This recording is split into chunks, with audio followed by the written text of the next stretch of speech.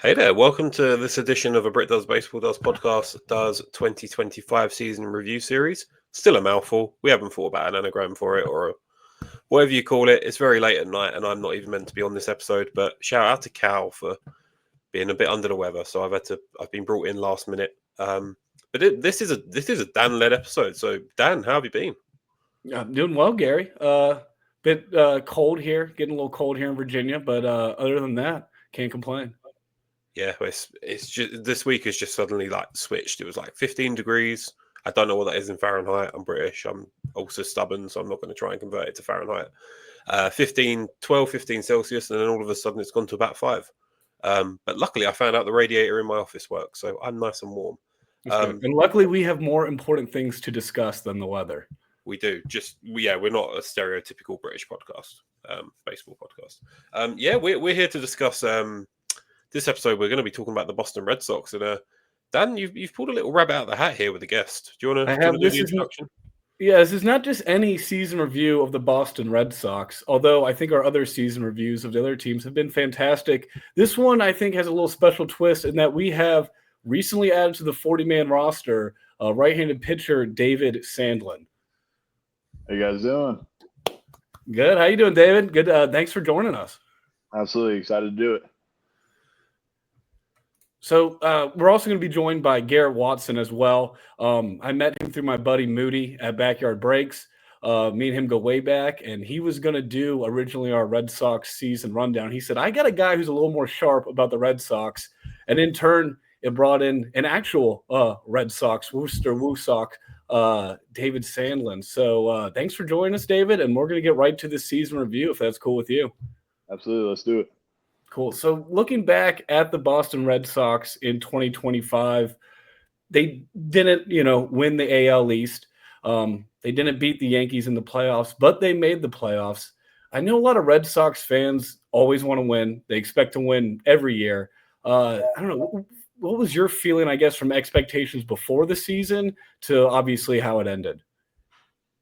Yeah. So, I mean, it's a winning city. There's been a lot of winning in that city over this past decades or really the 2000s. So I think fans expect any time that a team's put on the field for them to win.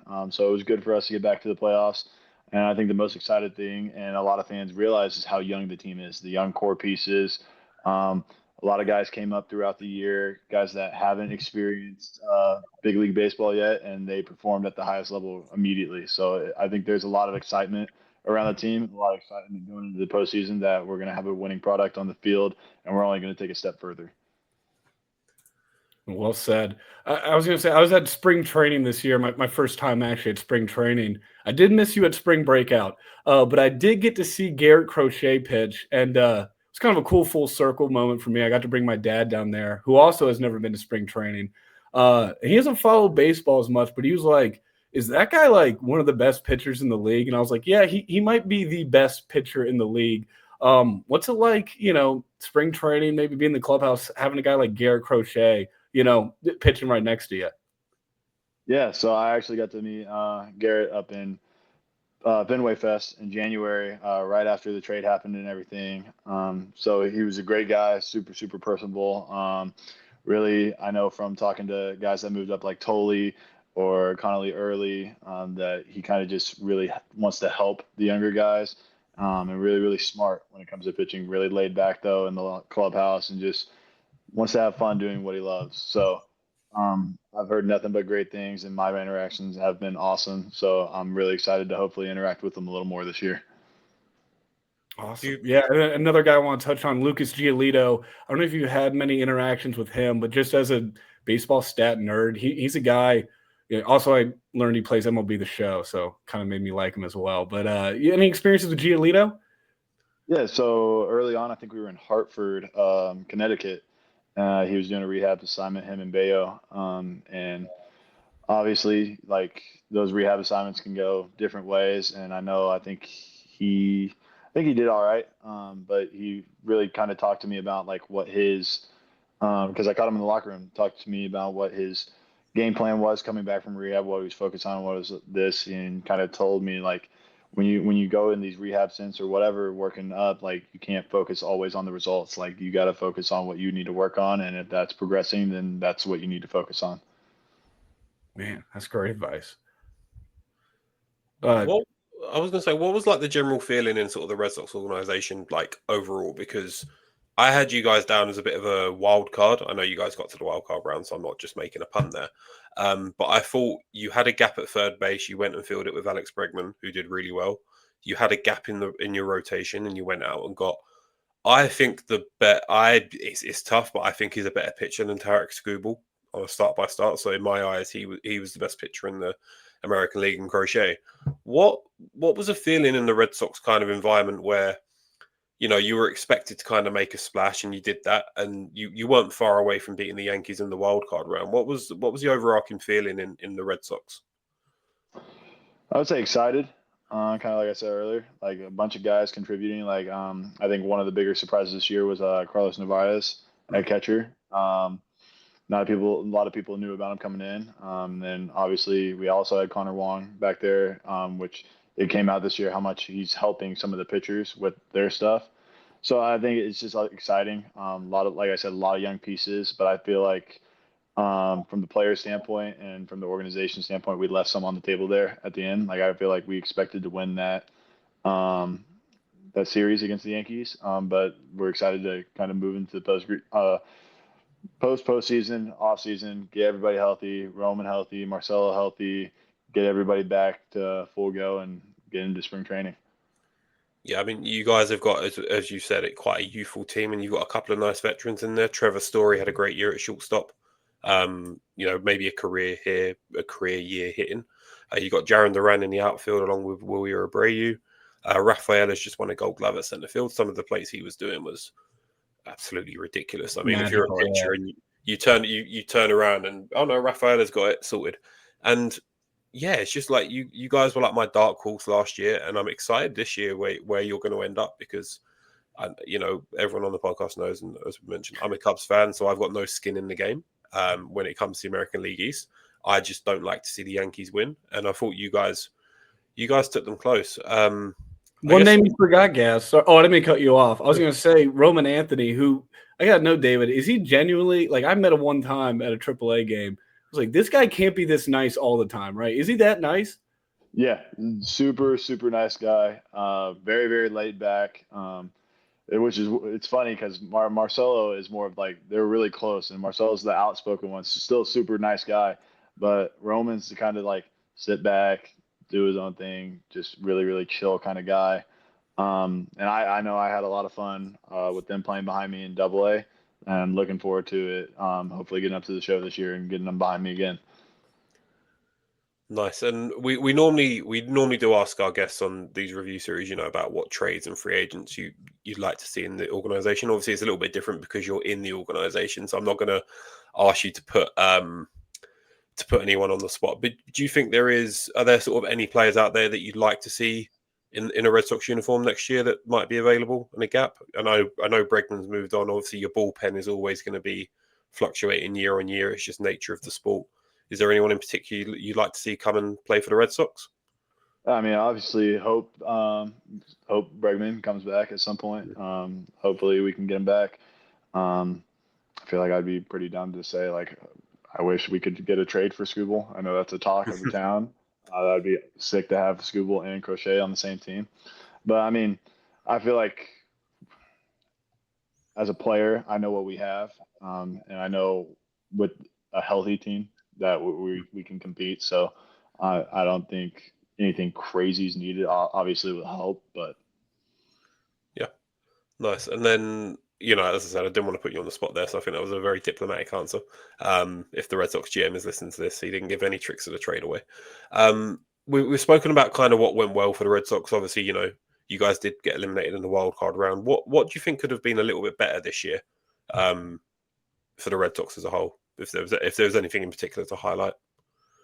I just feel like piecing it together at the right moment. Like I said, like I feel like that was kind of a crushing blow, even though he was just a rookie and everything. Losing Roman there with the oblique at the end of the year, earlier on losing Marcelo.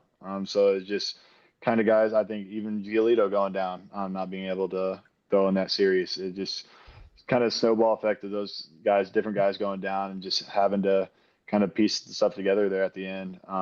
But like you said, how close we were. So I wouldn't say really anything in particular. I would just say kind of the flow in general. Yep. Yeah, I think you guys were quite unlucky with the injuries. As you said, Roman Anthony and Marcelo Mayer were out for a fair part of the year. And then when it came to the rotation for that wildcard series, it was, okay, Garrett Crochet is probably going to go game one. Brayan Bello is probably going to have to go in a game. And then, as we said, we pulled it over to Connelly early in the third game, who I thought was fantastic in that third game. Awesome. Honestly, he was... There were a few mistakes. I think, you probably can't say it, but I can say it. There were a few mistakes by the outfield and some defense probably let him down. But he pitched a really good game. Was that the Cam Schlittler game in the game 3 of the wild card? Yes, that was just a really, really well pitched game, and it was just Cam Schlittler was just a little bit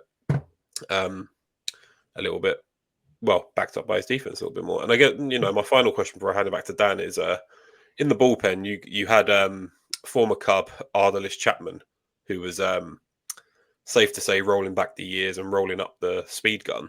What's it like having someone that can pitch 100 miles per hour at the age of 37, 38? And how does that...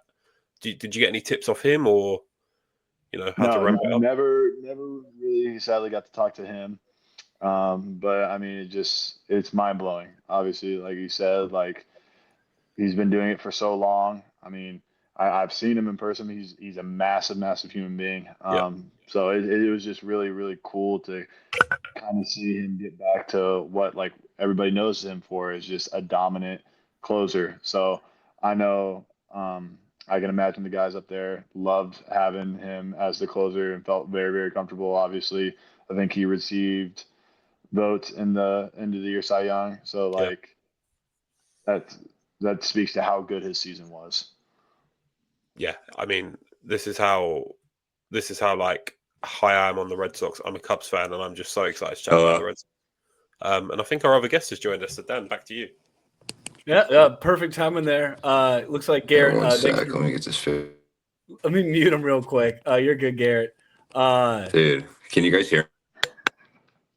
Yes, I'm on YouTube. We can hear you. While we go through a little bit of technical difficulties, and mind you, maybe we do it live.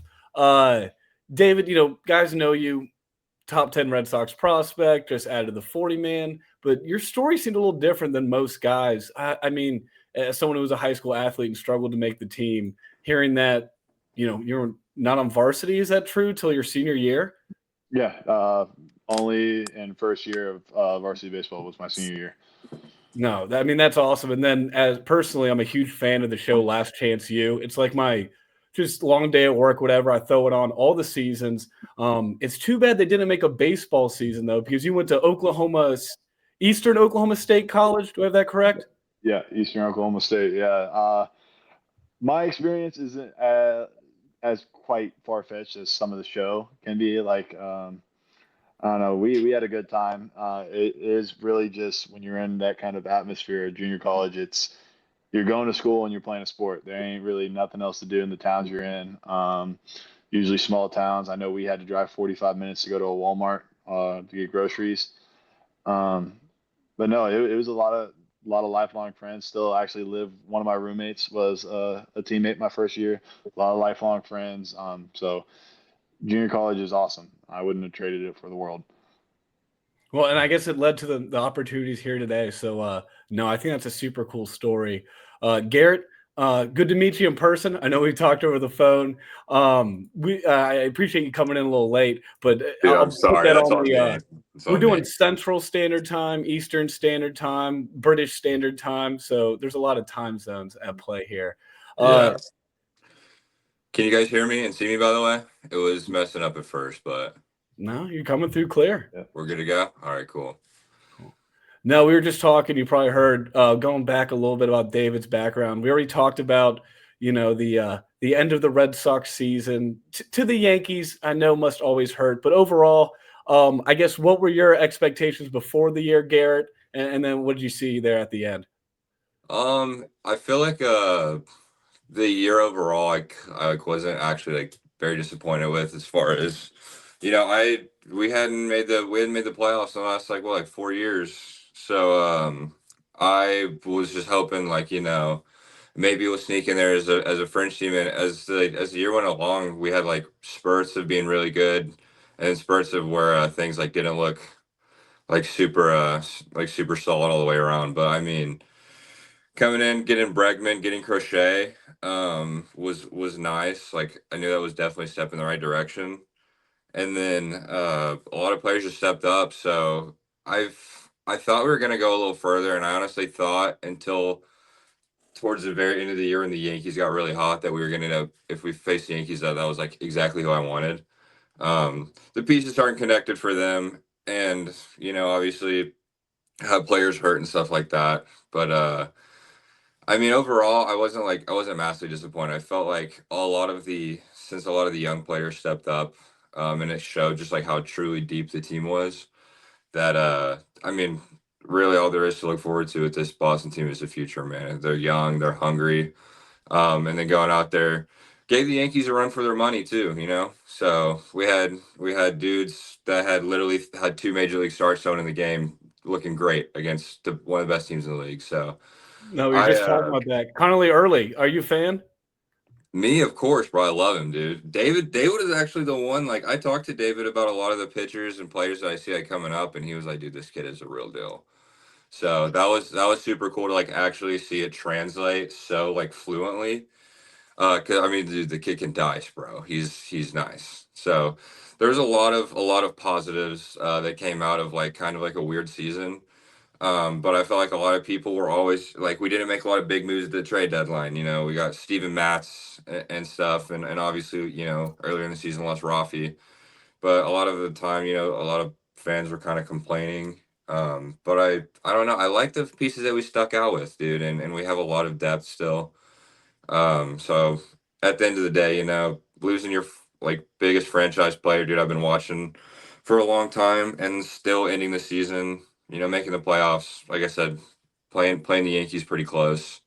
I really wasn't massively disappointed. I'm just looking forward to the future. Yeah, I think you touched on the right word there, the future.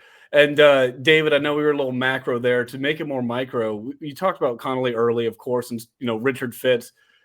Is this Red Sox, the pitching staff you'll have in Double A and Triple A just that good that they're preparing you guys for these moments? Is there a certain coach that maybe has helped you out a lot personally? Yeah, I mean, I really just think it's the organization as a whole. Obviously, we had great coaches, Juan Rivera in Double A and Dan Lucia in Triple A. Both of those guys are awesome. They really know how to relate to the players, really know how to help us out with whatever we're working on. And I feel like it's just that kind of like friendly competition of pushing each other. I know like me and Early would always stab at each other about like who had the kind of better outing that week. Blake Wheat was in there, who's still in Portland. Dalton Rogers on Portland, kind of in that. And then obviously get up to AAA. Thankful got to go move up at the same time as Early up there. And then we also had Tolle up there. We had Kyle Harrison, Richard Fitz for a little bit. Hunter Dobbins also got injured, who was pitching really well this year. So I think it's just everybody kind of pulling on the same end of the rope, where we're competing against each other, but we're also still pulling for each other. That makes it really special among the pitching staff throughout the organization. No, that's awesome. And sort of looking at your stats, I'm not an MLB scout by any means, but I do follow, like I said, the Orioles. So there's a couple outings that stood out to me. Were there any outings this year? I know your fastball, that sweeper is nasty, by the way, but sort of mixing up that fastball and sweeper. Was there a certain outing you felt like, man, I'm really commanding this stuff exactly I want? Yeah, I know the outing. I feel like it would be the two outings I could really point to would be when we went to Altoona at their place, and I ended up going. It was a doubleheader, so I got to go CG 7 innings against them for shutout, and that was a lot of fun.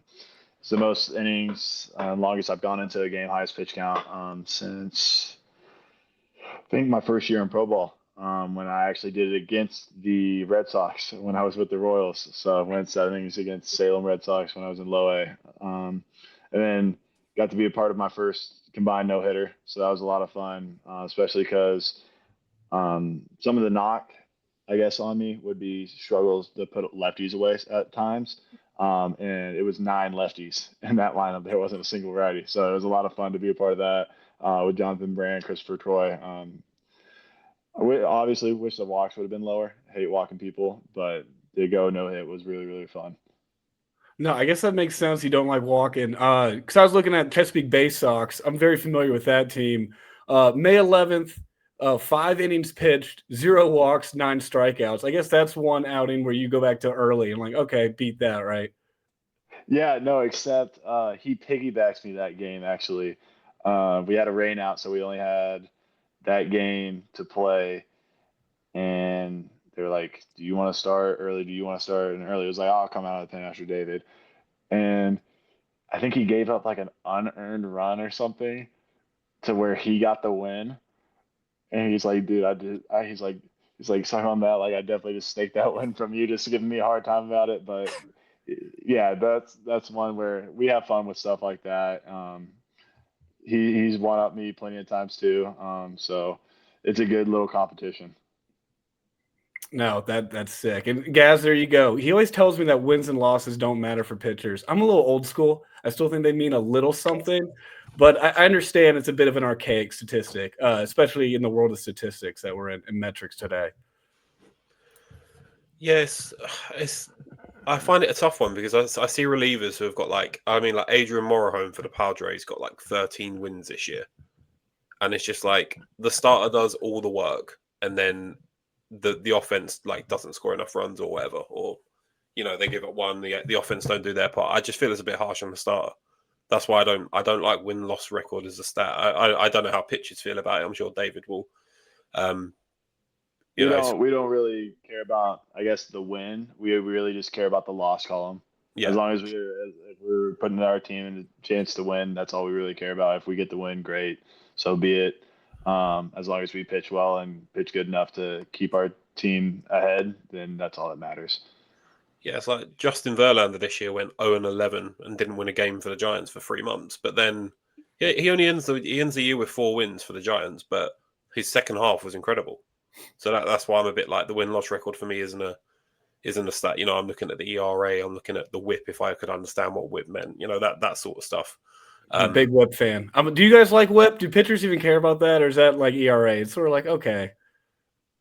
I would say probably the first go-to that we look at is trying to keep the ERA lower, but in turn, to have a lower ERA helps have a lower WHIP. So hand in hand. Yeah, funny how that works, right?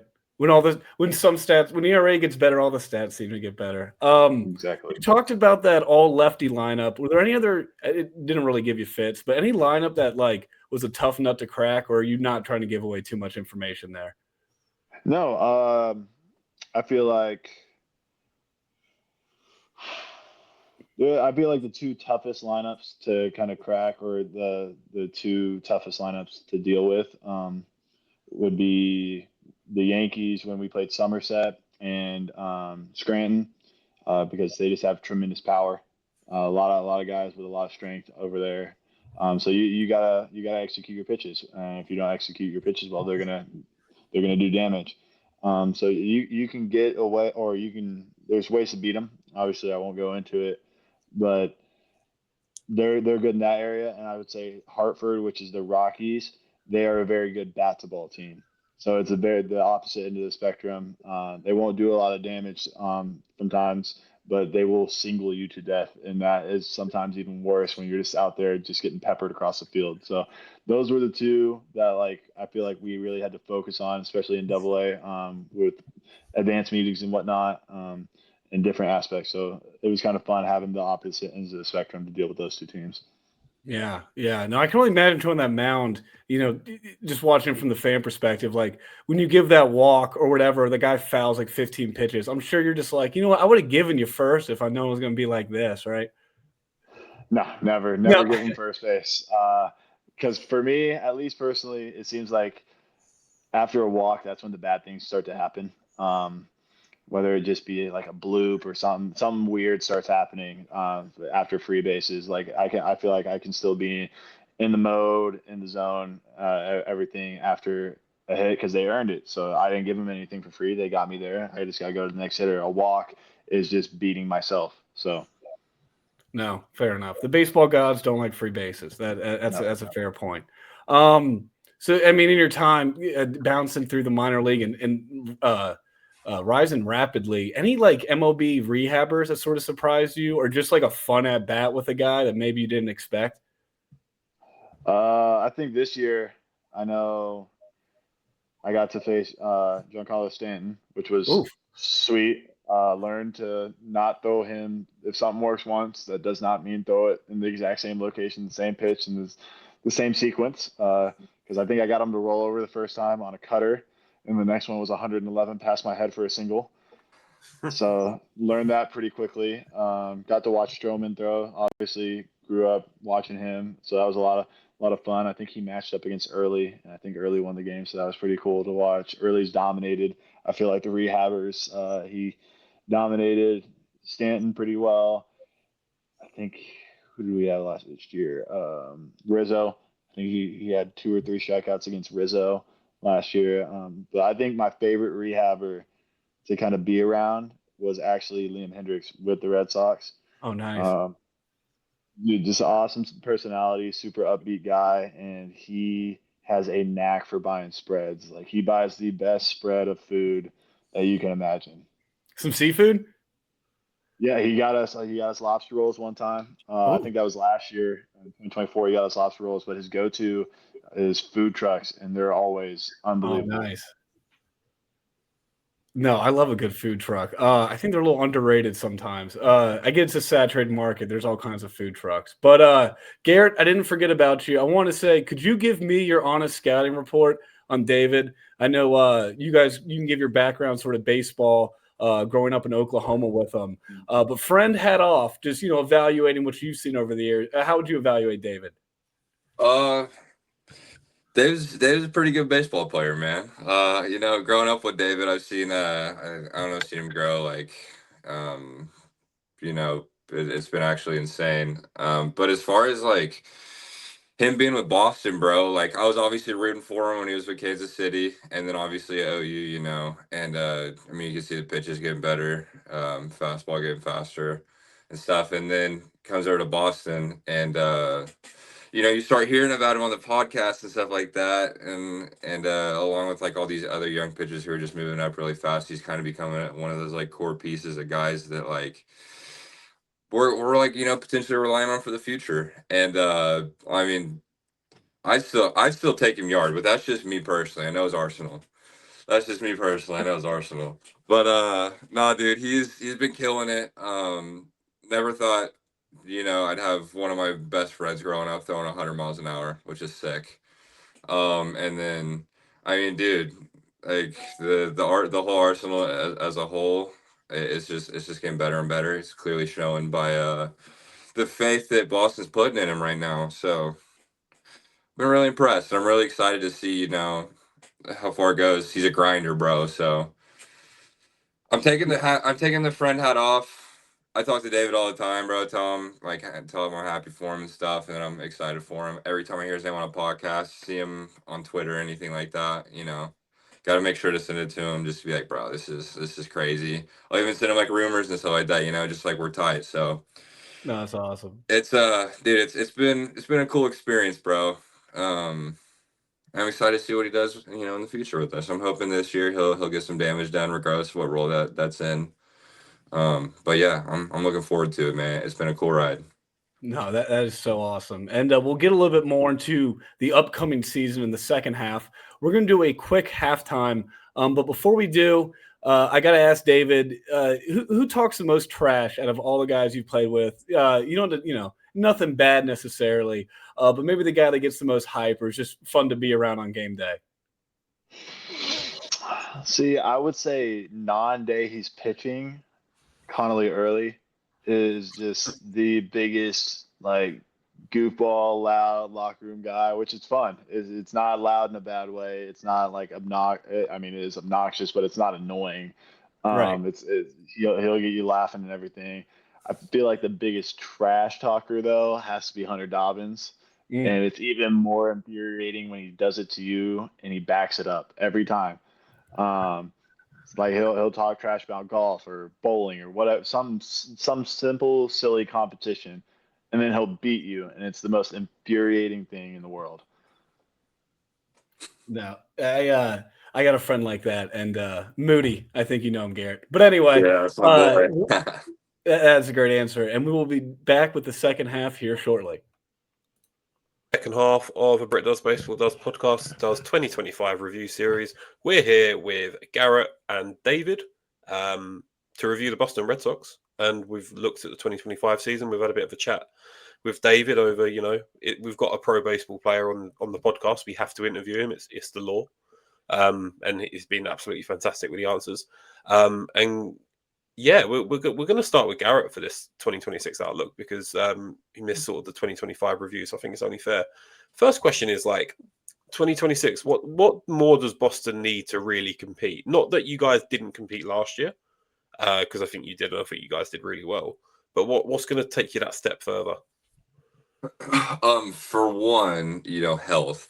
It's always the most important thing. But as far as the lineup goes, we got a lot of dudes that didn't get a whole bunch of playing time last year, like Marcelo Meyer and Tristan Casas. Like if they come back this year and they're playing lights out ball, that's gonna be massive for us. Because like first base last year we were kind of funneling. We had like a platoon going on.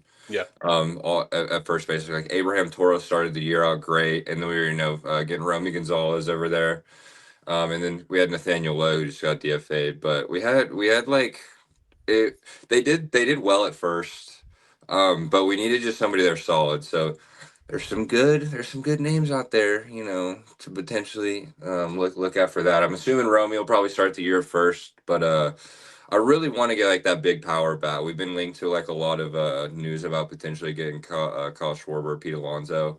I would be very happy with either of those two. I think either of those two would be great. So I definitely do want a big power bat, like a big name guy too. I think that would be like crucial for us, Yep. because like we can round out a really overall good lineup. We have a super deep team, so it's just all about finding that guy who can kind of fit into the mix, not really mess up any of the vibes, and like make a huge impact.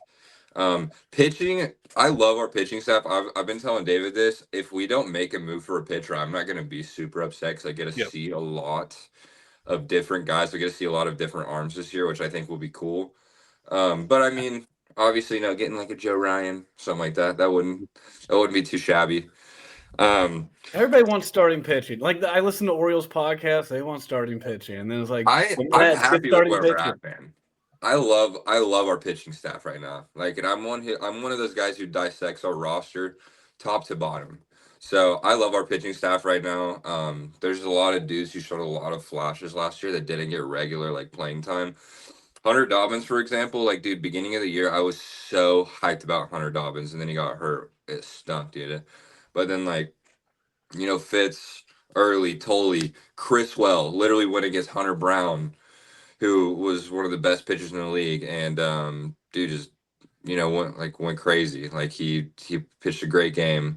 So there's a lot of arms that we have. Obviously, David, dude, we got a lot of arms, young arms that I'm really looking forward to. I think I would much rather prioritize getting that, big, like top of the lineup, middle of the lineup bat, just because you can never help. You can never have too many guys who hit nukes, and who do it consistently. That's always going to help the team, especially with how loaded the first half of the lineup is going to be.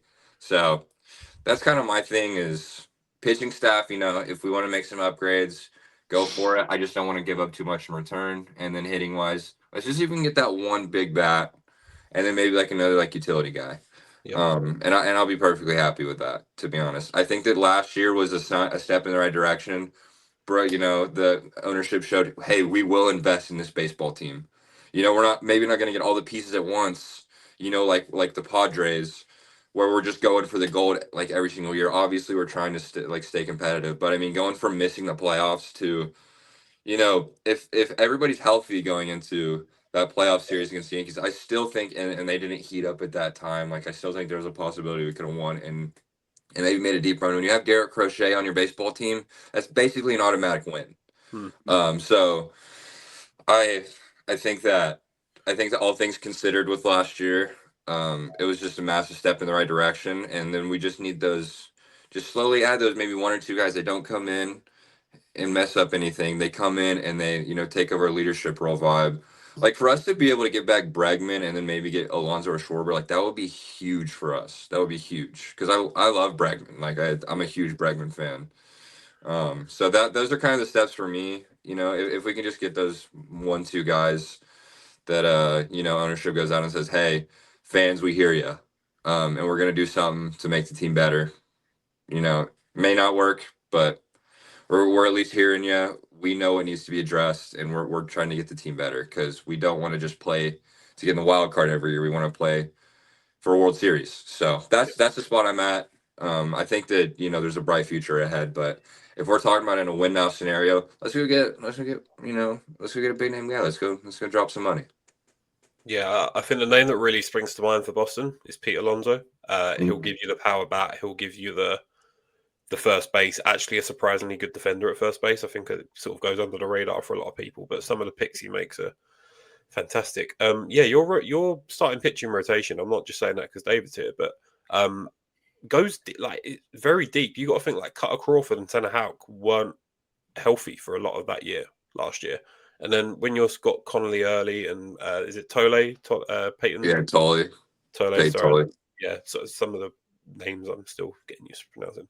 But when you got these guys who are like, I mean, Connelly early, I said it to David before he got on it, in game 3 of the playoffs was outstanding, in my opinion. He's a great pitcher, bro. I'm so excited for him.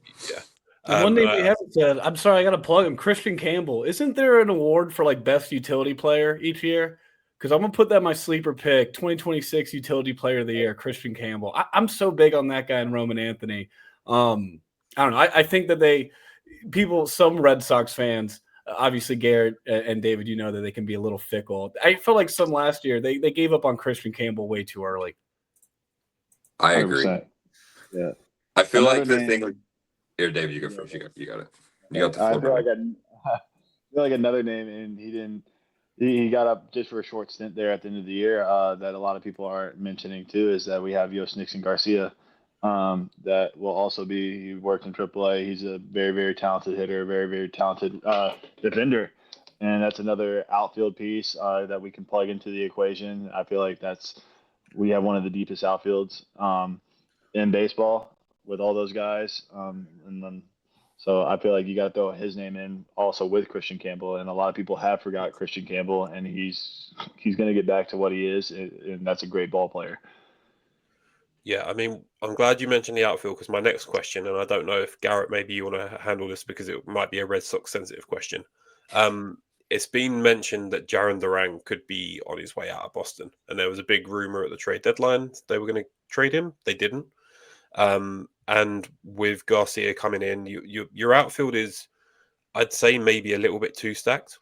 You've got Cedar Rafaela, Abreu, and Duran, and if you've got Garcia coming through, is there a way that maybe you trade Duran and get some bullpen pieces? What do you think the future holds for Jarren?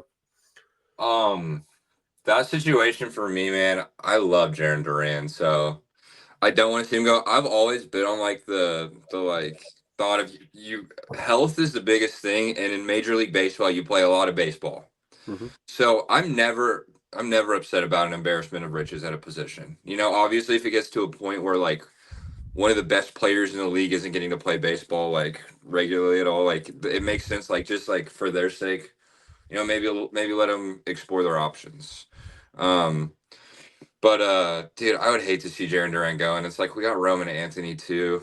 That's also playing outfield, so it's like we do got a lot of bodies out there. I think that there's been so much speculation all year about Jarren Duran possibly going somewhere else, so it doesn't seem inevitable at this point, and I'm hoping it's not inevitable, but it does seem inevitable that it's either going to be Wilyer or Jarren Duran, which. Don't know how much Boston baseball you watch, but those are two very, very, very, very good baseball players. So, regardless of how it all plays out, I mean, I would love to have both of those guys. Maybe we just DH Roman. But like, I really hope he doesn't go, man. I love Jarren Duran. I don't know. Dude, Maybe he's Manfred a will change it. You can have 4 outfielders. Maybe we'll just add another one. Two Yeah. center fielders. Let's go back to like six and under ball, 4 outfielders. They're just gonna be sitting there chopping it up. But I hope he doesn't go, man. If he does, I want him to go somewhere where he can win.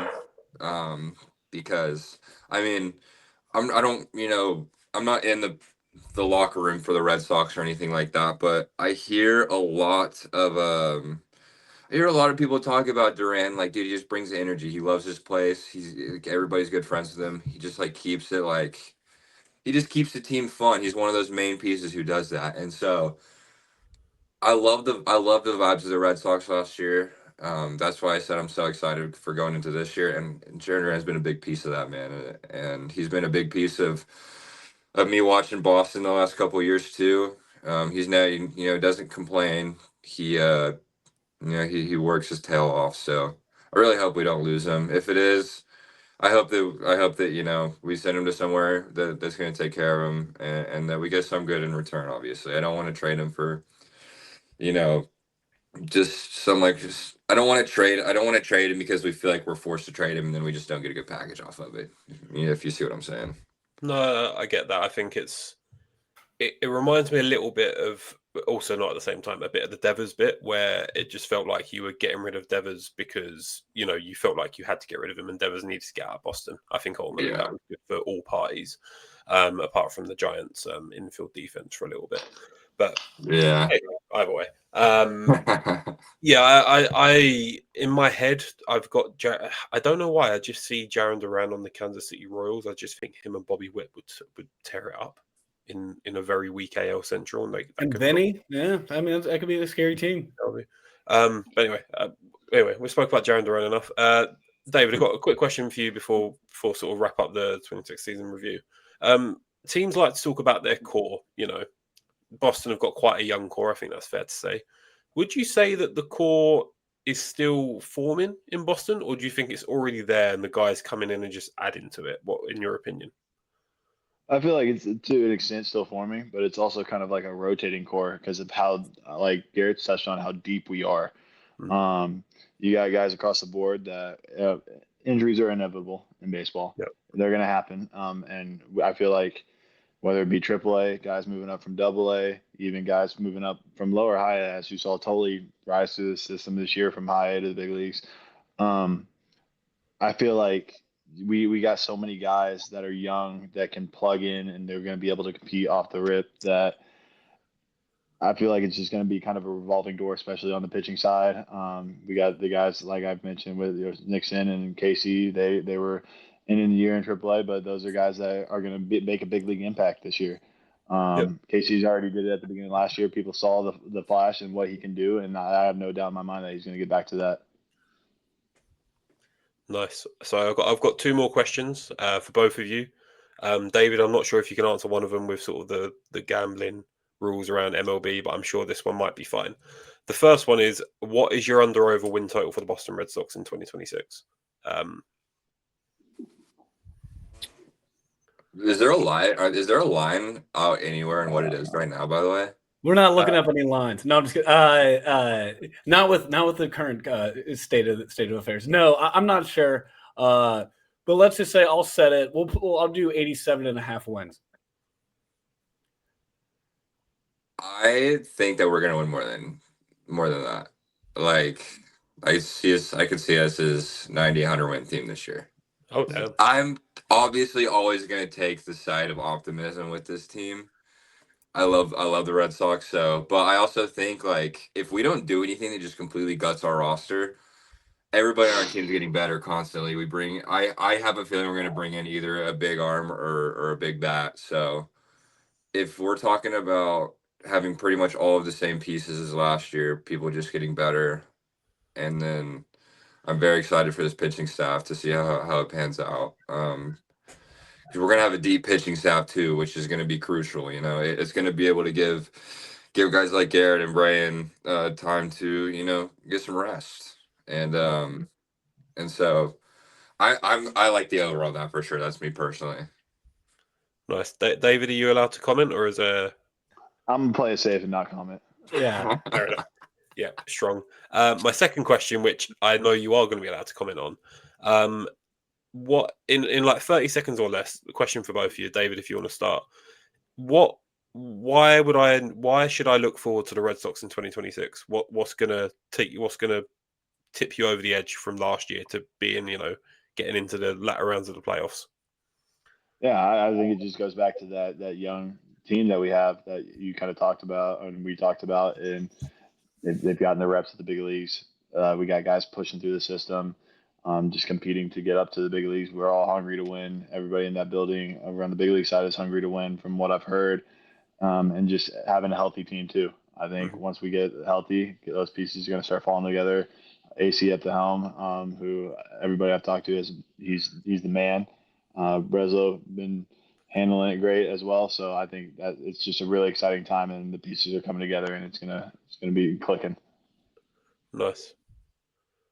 I think my like key word that I've been thinking about is just like development. Like you see how quick guys come through our system and how well we developed it and we fine tune all their skills. So I think that's gonna be the biggest thing. Is like you guys see Roman Anthony last year. Well, I mean, it could be the password this year. It could be a guy on the bump. Like I think Early's gonna have a great season. I think Tolle's gonna have a great season. I think Kyle Harris is gonna have a great season. There's a lot of guys. So I think my keyword is like just like development. Like you're gonna see a lot of faces on this Red Sox team this year, and there's gonna be a lot of them who make a major big league clubhouse impact. So that's gonna be the most fun thing for me looking out is just like we're doing great at developing, and I can't wait to see the new faces step up this year. It's going to be awesome. Nice. I think that's going to wrap it up for the review part. For the review, the 20. Sorry, I can't speak. It's getting late over it. The 2026 review section of this episode. So a massive thank you both, Garrett and David, for joining us for the review. We do like to have a little bit of fun on this podcast, if you couldn't tell.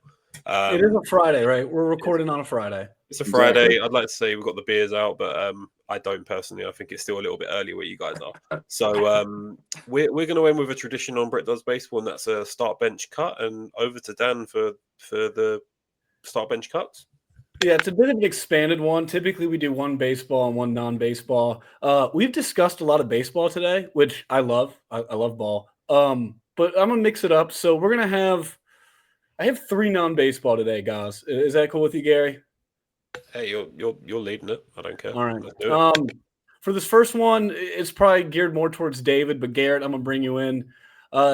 David apparently is a pretty big Star Wars fan, and I know most Star Wars fans, they feel certain ways about certain movies. So instead of just having you rank, all the Star Wars movies, I'm gonna give you 3 here, and you have to start one, bench one, and cut one. Okay. All right, we have one of the more recent ones, Rogue One.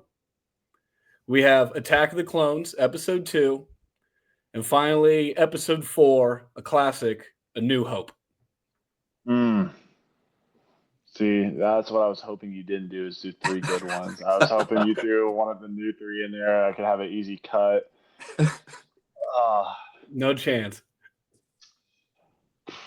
I feel like me personally, I lean towards the second and third movie as being some of my favorites. So I would start Attack of the Clones. And then bench, you can't cut Episode 4, A New Hope. So you have to bench that, and then sadly cut Rogue One. But Rogue One's awesome. Love that movie. But you can't cut New Hope. That's just blasphemous. So that would be my pick. I think that's a great answer. I'm old enough that I remember dressing up as a Jedi to go see Attack of the Clones in the theater. So I'm very glad that got your start. I'm going to hit you with another Star Wars one before we move on. 3 more movies. You ready? Yep. All right. So now you get Episode 1, The Phantom Menace, Episode 3, Revenge of the Sith, or Episode 6, Return of the Jedi. Easy start for Episode 3. That's my favorite movie. It's probably the one I watched the most out of all of them. And then you said Episode 6? Yeah, Return of the Jedi, and then you get Episode 1. Yeah. Return of the Jedi, cut Phantom Menace. Really? That one was a little bit easier. Really? See, I loved Episode 1. Darth Maul, the Naboo TIE Fighters. I just think that's...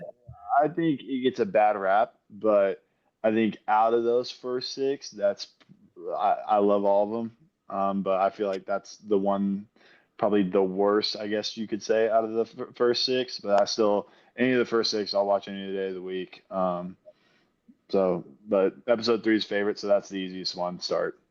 No, I'm glad that episode 3 is a favorite. That was one for me too. Like I was a big Lego kid too, so getting those episode 3 Legos, like, yeah. Oh yeah. Classic. It's a little bit hated on too, I feel like, among Star Wars fans. A little underrated. I feel like it's gotten more of a warm welcome as time's gone on. I feel like originally first, like I remember talking to whether it be cousins or something. I'm like, man, like episode 3 is my favorite movie, and they're like, what are you talking about? Like the new ones suck. Like OG or die. And I'm like, but now I feel like those actors, Ewan McGregor, Hayden Christensen, kind of finally getting their flowers for how well and awesome the movies are. So, well, no matter what anybody says, that's my favorite. So. Great answer. Great answer. All right, moving on here. We're gonna, boomer sooner, right? As they say. We're gonna move it on to a little Oklahoma talk here. Yep. Garrett, I'll let you answer this one first, and then we'll get over to David. Here, hold on. Oh, here we go. I'm assuming he's switching jerseys. That's gonna be my guess. We got some Oklahoma athletes to talk about here. I picked some, and it's funny enough. Garrett sent one, then we actually picked the same. There it is. Boom. Who's that? Jalen Hurts? I'm not. John Mateer. John Mateer, baby. It's our QB1. Okay, dang, up to date. All right, I'm going to check in. You only follow so much. Virginia guy. I only follow ACC, which is the best football conference in America, which everyone knows, right? Chandler Morris, OU guy, and then hey. Voltech, congrats on James Franklin. That's a program changer right there. Dude's awesome. Yeah. No, it is an exciting time to be an ACC football fan for once. But anyway, I'll bend the knee here. SEC, you guys seem to dominate. We're going to start off with basketball. I'm going to give you 3 Oklahoma athletes, and you got a start bench cut. Garrett, Buddy Hield, Trae Young, and Blake Griffin.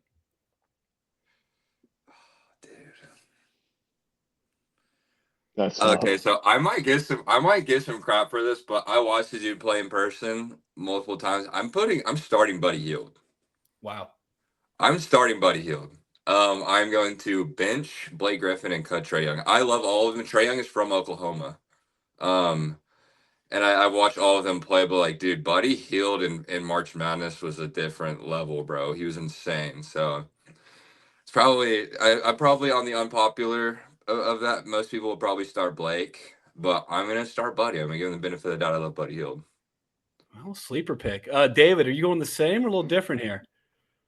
Yeah, I'm between starting Blake Griffin and Trae Young because I actually watched Trae Young in high school. I think dropped 40 on my high school or like 30 something on my high school. Yeah, Norman, bro, he was insane. He was gross. I feel like just how different Blake Griffin was at OU. I start Blake Griffin, bench Trae Young, cut Buddy Hield, which is it's tough. We still love you though, buddy. If you ever watch this, we still love you though. You said the American on this run, that's the pinnacle of OU basketball. So yeah, definitely. As a Knicks fan, I was really hoping both of you guys cut Trae Young. But I think that's my own personal bias showing there, and I'm never going to get over that. But anyway, that was a tough game. I was in Vegas for that game too and bet way too much on an NBA playoff game, given I think I was like 22, 23. But anyway, no Trae Young slander today. Oklahoma's had some pretty good football players and, recently maybe some pretty good quarterbacks. So I'm going to give you 3 quarterbacks. David, you can kick this one off. Sam Bradford, Kyler Murray, and he's been doing pretty well recently, Baker Mayfield. Baker Mayfield start. Dude is one of my favorite athletes to watch. How he goes out there and competes and kind of wears his passion on his sleeve. That's awesome. And watching him at OU was different. That's where it gets tough. Kyler was so good, bro. I know Sam was our guy growing up, but Kyler was so good. Kyler was a cheat code at OU because I feel like I talked about this with someone recently. Like the way Kyler played football, it was like he could drop back to pass, and he was just doing that for fun because he knew he could beat you with his legs, with how fast he was. So I would have to go Kyler and then cut Sam Bradford, which also might be blasphemous and get me in trouble with a lot of OU fans. But Cutting any of those guys will get you in trouble, though. Cutting any of those guys will get you in trouble. I'm gonna go. I would say same order, but that's boring. So I'm just gonna flip flop Sam and Kyler. Not that I agree with it, but they were both awesome, dude. You gotta start Baker though. I'm in the minority here that thinks that I think Baker's the second best college quarterback ever. I got Tim Tebow 1, Baker 2, man. Like you had to. I don't think that's crazy. Watching Baker was, I mean, dude, it was an experience. It was so much fun. That dude is a freak of nature. He's got some drip. He's got a little bit too much swag for a white boy, as I said. But he's a gamer. Yeah, he's awesome, dude. He's awesome. So before we go on to this next one and last one, Garrett and David, thank y'all so much for your time. David, I don't know if you're big on the social media stuff, but anything you want to plug? I think I saw you on IG. I mean, yeah, Instagram's David.Sandlin, I guess. Not really crazy into, I guess, plugging anything. No pitching videos? You're not trying to be a pitching guru? No, not trying to do any of that. I feel like just a lot of my Instagram is and social media is either talking about different sports, because Colts fan, obviously Red Sox, Thunder fan. So talking about one of those three, or just talking about my faith with the Lord. So if you want to follow that, go ahead. It's really all I got there. He's got some drippy pictures on there. That's probably from the fiance taking them or telling me which ones to post. So shout out to Katie. They seem to find the best angles. Yeah, they know. They know how to do it. It's all about lighting, I'm learning, which, as you can tell, not very well, but slowly learning. Or when you're holding it here, you got to hold it here or hold it a little higher. Yeah. All right, so last one here. David, we'll let you kick it off. And Garrett, you can just maybe jab him if you have any problems with it. Sound good? Sounds good to me. All right. So we talked about quarterbacks, but these are some of the athletes that I enjoyed watching the most at the University of Oklahoma. You have Adrian Peterson, CeeDee Lamb, and Mark Andrews. I feel like it sounds bad when I said I feel like this is easy, but you got to go AD, CD, Mark. Yeah, Mark. Yeah, I feel like that's the only acceptable answer there. Also, Adrian Peterson is AD. Yes. Fun fact to OU fans, all day. Yes. Oh, I hear AP everywhere. Yep. To us, the way we were raised when we watched Adrian Peterson, he was AD. All day. Fun Yeah, fact. he's actually my running back on NCAA Ultimate Team, and he's an animal. He's the best running back of all time in the NFL. You're here first. I haven't touched the Ultimate Team. I'm in a league right now, and I'm killing it with Georgia Tech. But I've not done that Ultimate Team beast. I did Diamond Dynasty. I can't do both, Ultimate Team is so infuriating. It is so infuriating. It's a lot of fun. I play with my roommate. He runs the defense, I run the offense, but it is an infuriating game mode. Bro, I remember hanging out. Oh, my bad. You can talk. I was going to say, your roommate's a nut for only playing defense. I could never do that. But he's usually pretty dialed with it. But yeah, I think he'll get more mad than me. And like running a defense on that and I couldn't do it. There's no way. It just seems way too easy on offense. So he'll get mad, and I'm like, dude, like I'm the one that needs to score every time. Like you shouldn't just slow him down a little bit, tire him out. Like I'll be all right. no, I was a kicker. I played club football, but it was with pads. But anyway, I'd be banging some 60-yarders. Special teams is my forte in that game, which doesn't help you a whole lot.